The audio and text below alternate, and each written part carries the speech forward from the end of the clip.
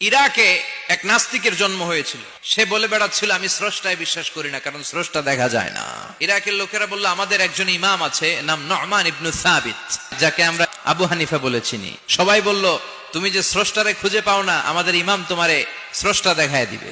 সে বলল ঠিক আছে, তাহলে তোমাদের ইমামরা আসতে বলো। এই ডিবেট দেখার জন্য হাজার হাজার মানুষ এসেছে ইরাকের কুফা নগরীতে। সবাই এসেছে, আসে নাই শুধু ইমাম আবু হানিফা। নাস্তিক কয় তগো ইমাম ডরাইছে। 1.5 ঘন্টা দেরি করে যখন উনি আসলেন, নাস্তিক বলে আপনার সাথে কোনো কথা নাই, আপনার তো সময়ের জ্ঞানই নাই।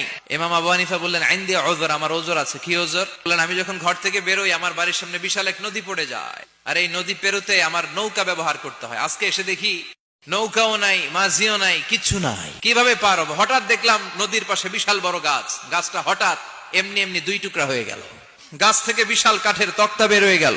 তক্তাগুলো অটোমেটিক্যালি জোড়া লেগে নৌকা হয়ে গেল। এই নৌকা মাঝি ছাড়া সা করে আমার সামনে চলে এলো। আমি নৌকায় বিসমিল্লাহ বলে বসে পড়লাম। হঠাৎ নৌকা আমারে টান দিয়ে ওপারে নিয়ে এলো।